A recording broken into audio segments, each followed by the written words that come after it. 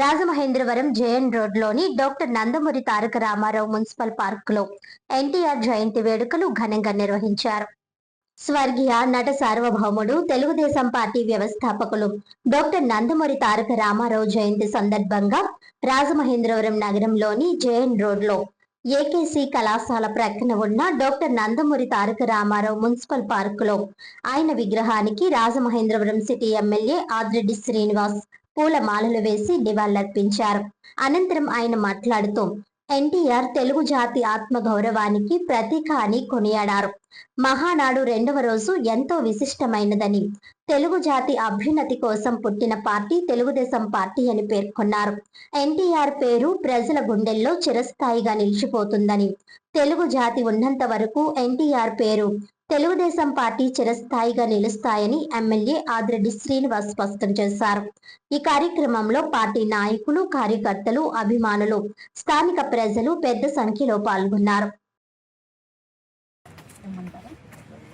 మహానాడు 2వ రోజు ఏదైతే చాలా ప్రాధాన్యత కలిగిన రోజు, విశ్వవిఖ్యాత నట సార్వభౌముడు అన్న నందమూరి తారక రామారావు గారికి ఘనమైన నివాళులు అర్పిస్తూ, ఆయన్ని స్మరిస్తూ ఈ రోజున తెలుగు జాతి అభ్యున్నత కోసం, తెలుగు రాష్ట్రాల యొక్క శ్రేయస్సు కోసం పుట్టిన పార్టీ తెలుగుదేశం పార్టీ. అన్న నందమూరి తారక రామారావు గారు ఆనాడు పార్టీ స్థాపించినప్పుడు ఉన్న పరిస్థితులు మనం ఎప్పటికప్పుడు గుర్తించుకోవాల్సిన పరిస్థితులు వస్తూ ఉన్నాయి. పార్టీ స్థాపించిన నాటి నుంచి ఈనాటి వరకు కూడా తెలుగు జాతి అభ్యున్నత కోసం, తెలుగు రాష్ట్రాల అభివృద్ధి కోసం అహర్నిశలు కృషి చేసిన ప్రాంతీయ పార్టీ తెలుగుదేశం పార్టీ. ఈరోజు ప్రపంచ దేశాల్లో తెలుగువారి ఎక్కడ ఉన్నా కూడా గర్వంగా చెప్పుకోగలుగుతూ ఉన్నారు.